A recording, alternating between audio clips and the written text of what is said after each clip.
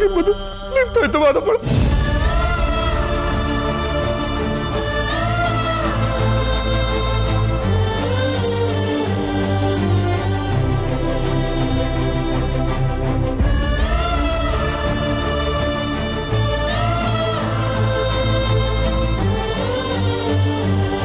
ಬೇಡ ಕಣಮ್ಮ, ಒಂದು ಸಲ ಹಸೆಮಣೆ ಮೇಲೆ ಕೂತು ತಾಳಿ ಬೀಳ್ದಿದ್ರೆ ಮತ್ತೆ ಕಂಕಣ ಬಲನೆ ಬರಲ್ಲಮ್ಮ.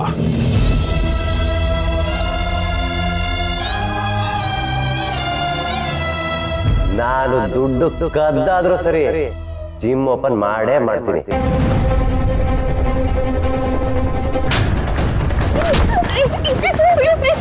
ಇದೆಲ್ಲ ಆಗಿದ್ ನಿನ್ನಿಂದಾನೆ. ಅವತ್ ನೀನು ಹೇಳದೆ ಕದ್ದಾದ್ರೂ ದುಡ್ಡು ತರ್ತೀನಿ ಅಂತ ಹೇಳ್ದಂಗೆ ಮಾಡ್ಬಿಟ್ಟಿಯಲ್ಲ.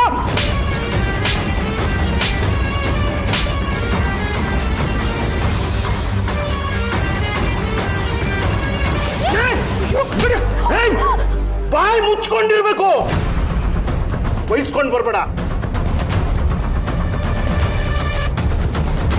ಛತ್ರಿ ದಣಿ, ನಾವು ಹಾಕಿದ ಯೋಜನೆ ಮಾಡಿದ ಪ್ಲ್ಯಾನ್ ಎಲ್ಲ ಸರ್ವನಾಶ ಆಗೋಯ್ತು. ಇನ್ನು ನಡೀದೇ ಇರೋ ಮದುವೆಯಲ್ಲಿ ನಾವಿದ್ದೇನು ಮಾಡೋದು? ಗಾಡಿ ತೆಗ್ಸೋ. ಆಯ್ತು ದಣಿ, ಒಂದು ಹೆಣ್ಣು ಮಗಳ ಜೀವನನ ಹಾಳು ಮಾಡ್ಬಿಟ್ಟಿಯಲ್ವಾ?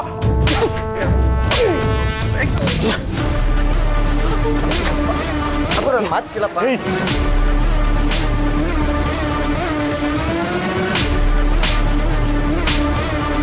ಮಾದಪ್ಪಣ,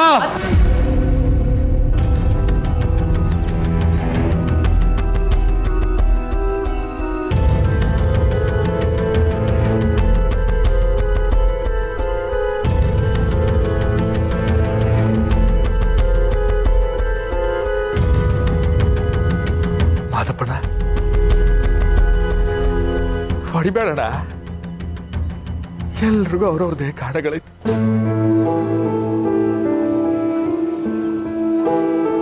ಬೇಜವಾಬ್ದಾರಿ ತಂದಿದ್ದ ಸೀನಾ ದುಡ್ಡು ಕಳ್ಕಣ ಅಂತ ನೀನು ಅವ್ನಿಗೆ ಹೊಡೆದೆ.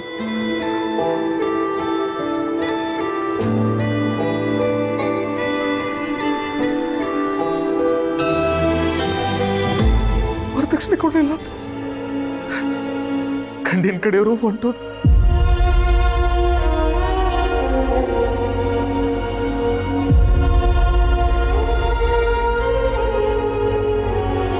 ವರದಕ್ಷಿಣೆ ಕೊಡ್ಲೇಬಾರದು ಅಂತ ಪಾರು ಬಂದ್ಲು.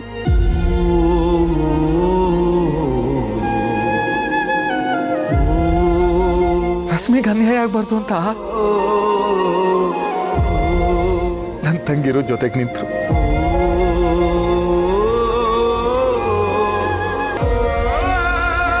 ಬೇಕಿರೋ ಮದುವೆ ನಿಂತೋಯ್ತಲ್ಲ ಅಂತ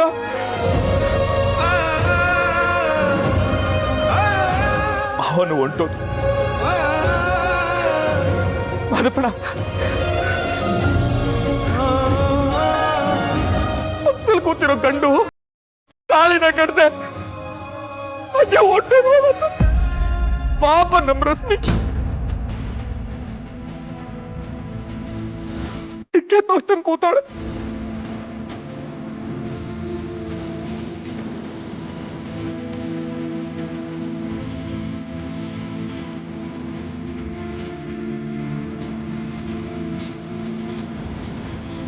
ಇದೆಲ್ಲ ಮಧ್ಯದಲ್ಲಿ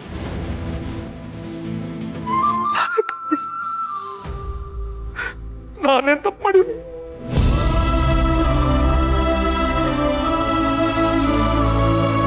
ನೀವು ವರದಕ್ಷಿಣೆ ಕೊಡ್ಬೇಕು ಕೊಡ್ಬಾರ್ದು, ಅದು ಸರಿನೋ ತಪ್ಪೋ ಅದೆಲ್ಲ ನಂಗೆ ತಿಳಿಯಕ್ಕಿಲ್ಲ. ನಂಗೆ ತಿಳಿಯೋದು ಒಂದೇ ಒಂದು, ನನ್ನ ತಂಗಿರು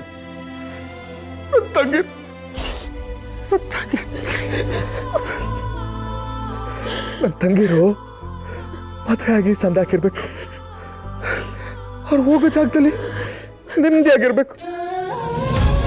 ಅವ್ರ ಕಣ್ಣಲ್ಲಿ ಒಂದೇ ಒಂದು ಹನಿ ಕಣ್ಣೀರು ಬರಬಾರ್ದು. ಅವ್ರು ಸಂದಾಗಿರ್ತಾರೆ ಅಂದ್ರೆ, ವರದಕ್ಷಿಣೆ ಕೊಟ್ಟೇನೆ ಅವ್ರು ಸಂದಾಗಿರ್ತಾರೆ ಅಂದ್ರೆ ನಾನು ವರದಕ್ಷಿಣೆ ಕೊಡ್ತೀನಿ.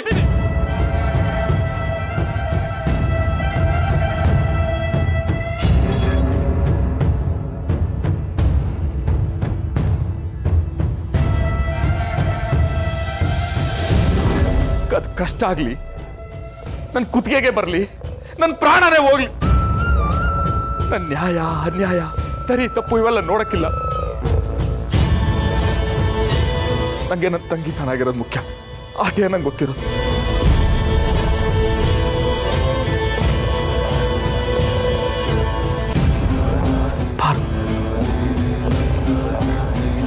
ಚಿಕ್ಕ ವಯಸ್ಸಿಂದ ಒಂದೇ ಕನ್ಸಿರೋದು ಪಾರು. ನನ್ನ ತಂಗಿರ್ನ ಒಳ್ಳೆ ಕಡೆ ಮದುವೆ ಮಾಡ್ಕೊಡು, ಅವರಲ್ಲಿ ನೆಮ್ಮದಿಯಾಗಿರ್ಬೇಕು, ಸಂದಾಗಿರ್ಬೇಕು. ಇದೇ ನನ್ನ ಜಗತ್ತು. ಆದ್ರೆ ಇವಾಗ ರತ್ನನ್ ಮದುವೆ ನಿಶ್ಚಿತಾರ್ಥಕ್ಕೆ ನಿಂತೋಯ್ತು. ಈಗ ನಮ್ಗೆ ರಶ್ಮಿ ಮದುವೆ ಮದುಪಣ ರಶ್ಮಿ ಮದುವೆ ಹಸೆ ಮನೆ ಮ್ಯಾಕೆ ನಿಂತೋಯ್ತು. ಮದುಪಣ ಮದುಪಣ ನನ್ ಯಾರ್ದವ ನ್ಯಾಯ ಕೇಳೋಣ? ಮದುಪಣ ನನ್ ಯಾರ್ದವ ನ್ಯಾಯ ಕೇಳೋಣ? ಯಾರ್ದವ ನ್ಯಾಯ ಕೇಳೋಣ?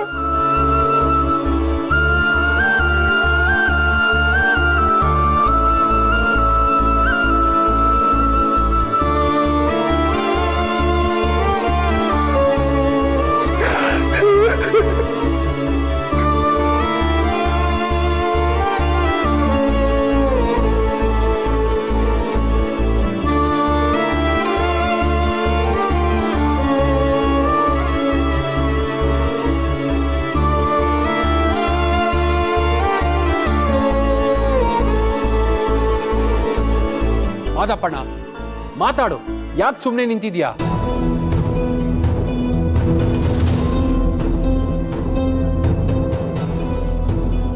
ಮದಪಣ ಏನ್ ಯೋಚನೆ ಮಾಡ್ತಾ ಇದ್ಯಾ? ನಿನ್ ಮಗ ತಪ್ಪು ಮಾಡವನಲ್ಲ, ಏನ್ ತೀರ್ಮಾನ ತಗೊಂಡ್ಯಾ ತಗೋ.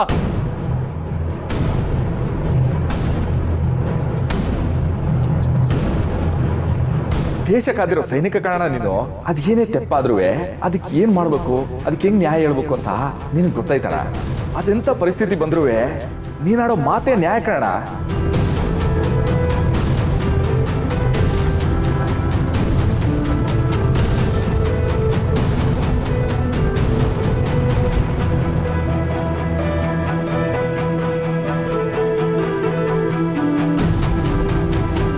ಶಿವು, ಕ್ಷಮೆ ಕೇಳೋದ್ರಿಂದ, ಕ್ಷಮಿಸೋದ್ರಿಂದ ಆಗಿರೋ ತಪ್ಪನ್ನು ಸರಿ ಮಾಡೋಕ್ಕಾಗಲ್ಲಪ್ಪ. ಆಗಿರೋ ತಪ್ಪು ಸರಿ ಮಾಡಬೇಕು ಅಂದರೆ ತಪ್ಪು ಎಲ್ಲಿ ಶುರುವಾಯಿತೋ ಅದೇ ಜಾಗದಲ್ಲೇ ಅದನ್ನು ಸರಿ ಮಾಡಬೇಕು. ಅದೇ ನ್ಯಾಯ. ನಾನು ಕೇಳ್ಕೊತಿದ್ದೀನಿ.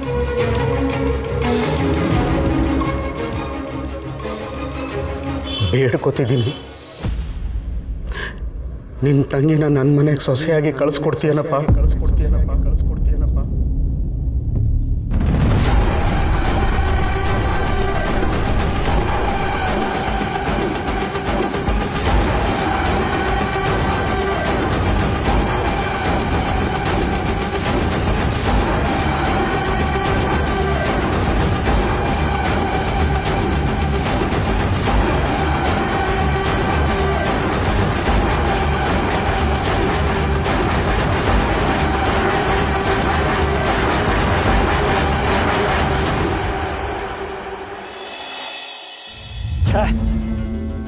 ಅಷ್ಟೆಲ್ಲ ಕೂತು ಯೋಚನೆ ಮಾಡಿ ಈ ಕತೆ ಇದೇ ದಾರಿನಲ್ಲಿ ಮುಗಿಸ್ಬೇಕು ಅಂತ ಅಂದ್ಕೊಂಡಿದ್ದೆಲ್ಲ ಸರ್ವನಾಶ ಆಗೋಯ್ತಲ್ಲೋ ಪರಶು. ಎಲ್ಲ ಪಾರುಯಿಂದನೇ ಆಯ್ತಾರದಪ್ಪಯ್ಯ. ಪದೇ ಪದೇ ನಾವು ಹೋಗೋ ದಾರಿಗೆ ಅಡ್ಗಾಲ ಹಾಕೊಂಡು ಬರ್ತಾನೆ ಅವಳೆ.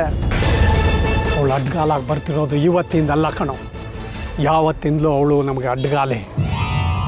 ಎಲ್ಲ ಗೊತ್ತಿದ್ದು ನೀನು ಸುಮ್ಮನೆ ಇದೆಯಲ್ಲ. ಅಪ್ಪಯ್ಯ ಯಾಕೋ ಅವಳನ್ನ ಮುಟ್ಟಕ್ಕೆ ಆಯ್ತಿಲ್ಲ ಅನಿಸ್ತೈತಪ್ಪಯ್ಯ. ಆದರೂ ನಾನಂತೂ ಸುಮ್ಮನಿರಕ್ಕಿಲ್ಲ. ಆಯ್ತಾರೋ ಮದುವೆ ತಡೆದು ನಮ್ಮ ಪ್ಲ್ಯಾನ್ ಎಲ್ಲ ಹಾಳು ಮಾಡಿಬಿಟ್ಲು. ಅವಳಿಗೊಂದು ಗೊತ್ತಿ ಕಾಣಿಸ್ತೀನಿ. ಗತಿ ಕಾಣಿಸೋದಲ್ಲ ಕಣೋ, ಅವಳಿಗೆ ಗುಂಡಿ ತೋರಿಸ್ಬೇಕು ಅಲ್ವೇನೋ ಛತ್ರಿ? ಹೌದು ದಣಿ, ತಿಪ್ರಲಾಗ ಹೊಡೆದ್ರೂ ಆಗಲ್ಲ.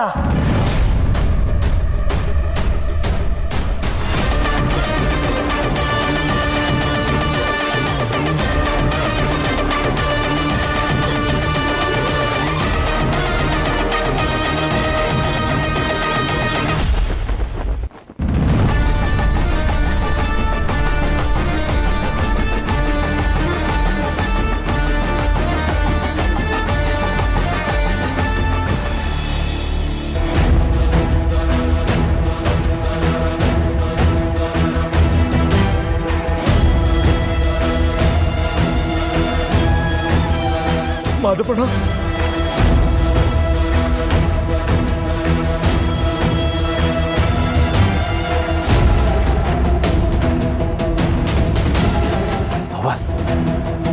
ಏನಪ್ಪ ಇದೆಲ್ಲ? ನನ್ನ ಮಾತು ಕೇಳ್ರಿ. ಬಾಯಿ ಮುಚ್ಕೊಂಡು ಸುಮ್ಮನೆ ಇರಬೇಕು.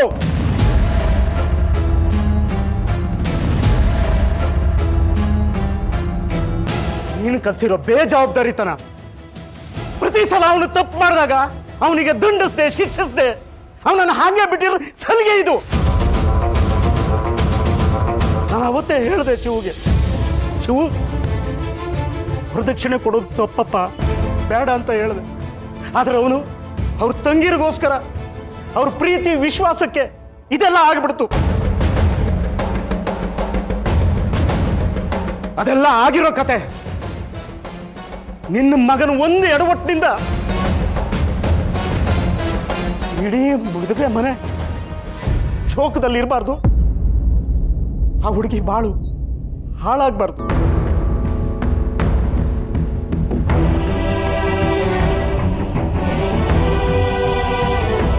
ಹಾಗಂತ ನನ್ನ ಮಗ ಕೆಲ್ಸಕ್ಕೆ ಬಾರದೇ ಇರೋನು, ಅವನಿಗೆ ನಾನು ಹೆಣ್ಣು ಕೇಳ್ತಾ ಇದ್ದೀನಿ ಅಂತ ದಯವಿಟ್ಟು ತಪ್ಪು ತಿಳ್ಕೊಳ್ಬೇಡಿ. ತನ್ನ ಸ್ವಂತ ತಾಯಿ ತಿದ್ದಕ್ಕಾಗದೇ ಇರೋನು ನನ್ನ ಶಿವು ತಂಗಿ ತಿದ್ದುತ್ತಾಳೆ. ಆ ಭರವಸೆ ನನಗಿದೆ. ಯಾಕೆಂದ್ರೆ ಅವಳು ಶಿವು ತಂಗಿ.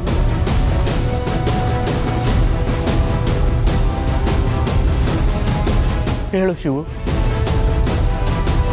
ನಿನ್ನ ಮನೆ ಮಗಳನ್ನ ನಮ್ಮ ಮನೆಗೆ ಸೊಸೆಯಾಗಿ ಕಳಿಸ್ಕೊಡ್ತೀಯನಪ್ಪ?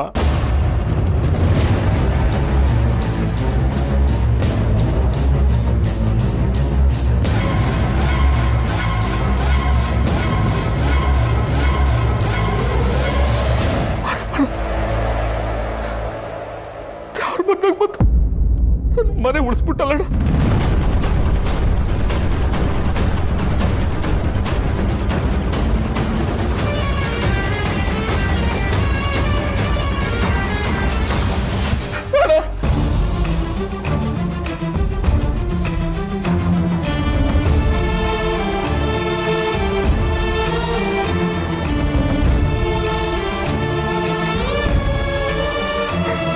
ಕಾಲು ಬೀಳ್ಬೇಕಾಗಿರೋದು ನಾನು ಕಣಪ್ಪ.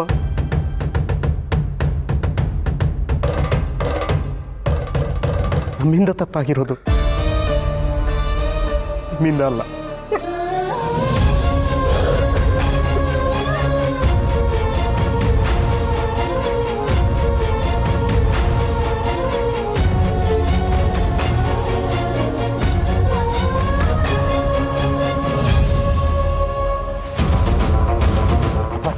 ಅಪ್ಪ, ನೀವು ಕೈ ಕಾಲು ಮುಗಿತೀರಪ್ಪ, ನನ್ನ ಮಾತು ಕೇಳಪ್ಪ ಹೊಸಿ.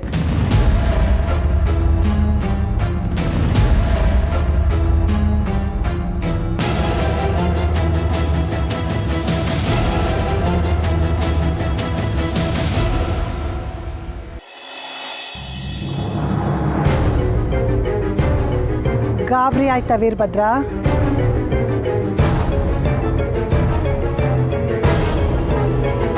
ಜೈಲಲ್ಲಿ ಕತ್ಲು ಕೋಣೆಯಲ್ಲಿ ಕೊಳಬೇಕಾದವಳು ಇವಳು ಯಾಕೆ ಹೊರಗೆ ಬಂದ್ಲು ಅಂತ ನೋಡ್ತಾ ಇದೀಯಾ? ನೊಂದ್ಕೊಂಡು ಹಾಕಿದ ಶಾಪ ತಾಯಿ ಗರ್ಭದಲ್ಲಿರೋ ಮಗುಗೂ ತಟ್ಟುತ್ತೆ ಅಂತಾರೆ. ಅಂಥದ್ರಲ್ಲಿ ನನ್ನ ಗರ್ಭದಲ್ಲಿ ಹುಟ್ಟಿರೋ ಮಕ್ಕಳಿಗೆ ನಿನ್ನ ಕೆಟ್ಟ ದೃಷ್ಟಿ ತಾಕದೇ ಇರೋರಿಗೆ ತಡೆಯೋಕ್ಕೆ ಆ ಜೈಲಿಂದ ಹೊರಗೆ ಬರೋದು ಯಾವ ಲೆಕ್ಕನೋ? ಕೊಲ್ಲೋಕೆ ನಿನ್ನಂಥ ಕೆಟ್ಟ ಕ್ರಿಮಿ ಇದ್ರೆ ಕಾಯೋಕ್ಕೆ ಆ ದೇವ್ರಿರ್ತಾನೆ.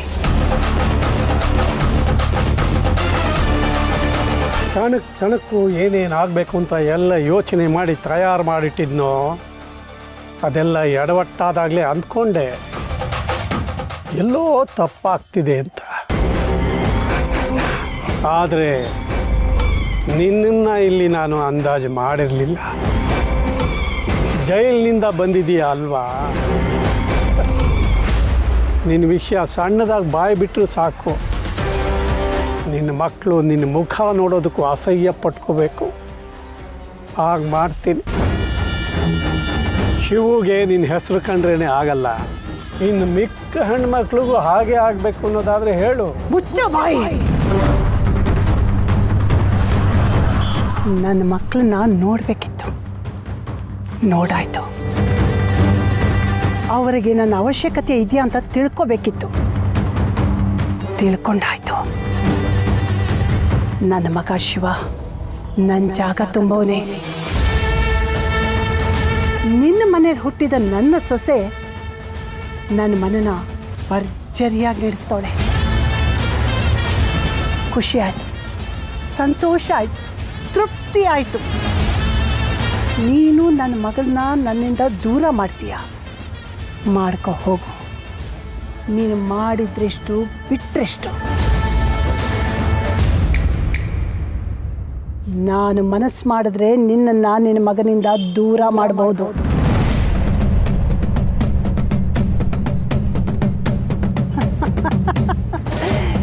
ಯಾಕೆ ವೀರಭದ್ರ, ಗಾಬರಿ ಆಯ್ತಾ? ಹೇಳ್ತೀನಿ ಕೇಳು. ಆಚಾರ ಹೇಳೋರ ಮಗನಿಗೆ ವಿಚಾರ ಇರಲ್ವಂತೆ. ನಿನ್ನ ಮಗ ನನ್ನ ಮಗನ ಊಟಕ್ಕೆ ವಿಷ ಬೆರೆಸಿದ್ದ. ಅದು ನನ್ನ ಮಗನ ತಲುಪಬಾರ್ದು ಅಂತ ನಾನು ತಡೆದೆ. ಇದಕ್ಕೆ ನನ್ನ ಹತ್ರ ಸಾಕ್ಷಿನೂ ಐತೆ. ವೀರಭದ್ರ, ಅದೇನೋ ಕರೆದು ಎಲ್ರಿಗೂ ಹೇಳ್ತೀನಿ ಅಂದ್ಯಲ್ಲ, ಕರಿಯೋ, ಹೇಳು, ನಾನು ಹೇಳ್ತೀನಿ. ಆಗ ಎಲ್ಲರೂ ಸೇರಿ ನಿನ್ನ ಮಗನ ಜೈಲಿಗೆ ಹಾಕ್ತವ್ರೆ. ನಿನ್ನ ಮಗನ್ನ ನಿನ್ನಿಂದ ದೂರ ಮಾಡ್ದಂಗೆ ಆಯ್ತದೆ. ಆಗ್ಲಾದ್ರೂ ಹೆತ್ತವರು ಮಕ್ಕಳನ್ನ ಬಿಟ್ಟಿರೋ ಕಷ್ಟ ಎಷ್ಟಾಯ್ತದೆ ಅಂತ ನಿನಗೂ ಗೊತ್ತಾಯ್ತದೆ.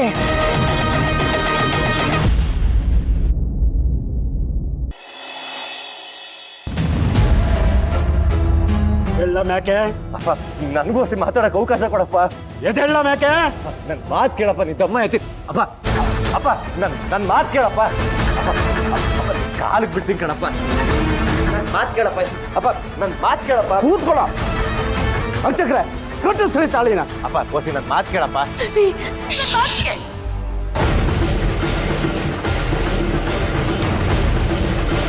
ಯಾರು ಮಾತಾಡ್ಕೂಡ್ದು, ಶಿವಣ್ಣ ಒಪ್ಪವನೆ.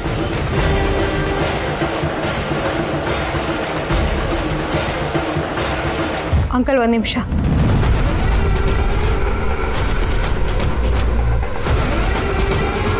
ಒಬ್ರು ಹೋದ್ರು, ಅದೇ ಮುಹೂರ್ತದಲ್ಲಿ ಇನ್ನೊಬ್ರು ರೆಡಿ ಇದ್ದಾರೆ ಅಂತ ಮದುವೆ ಮಾಡಿಸೋದಕ್ಕೆ ಹೊರಟಿದ್ದೀರಲ್ಲ, ನಿಮ್ಮ ಮಗನಿಗೆ ಒಪ್ಪಿಗೆ ಇದೆಯೋ ಇಲ್ವೋ ಅಂತ ಕೇಳಲೇ ಇಲ್ವಲ್ಲ? ಇವನನ್ನು ಕೇಳೋದ ಸಾಧ್ಯನೇ ಇಲ್ಲ. ಇಷ್ಟೆಲ್ಲ ಆಗೋದಕ್ಕೆ ಕಾರಣ ಇವನೇ. ಈ ತಪ್ಪನ್ನು ಸರಿ ಮಾಡಬೇಕಾಗಿರೋದು ಇವನೇ.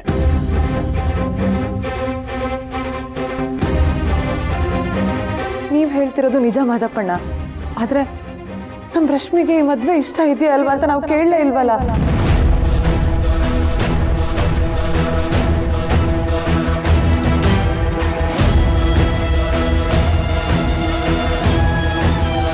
ರಶ್ಮಿ, ಹೆದರಬೇಡ. ನಾವೆಲ್ಲರೂ ಇದ್ದೀವಿ ಅಂತಲೂ ಭಯ ಪಡಬೇಡ. ನಿನ್ನ ಮನಸ್ಸಲ್ಲಿ ಏನಿದೆ ಅಂತ ನೇರವಾಗಿ ಹೇಳು ರಶ್ಮಿ.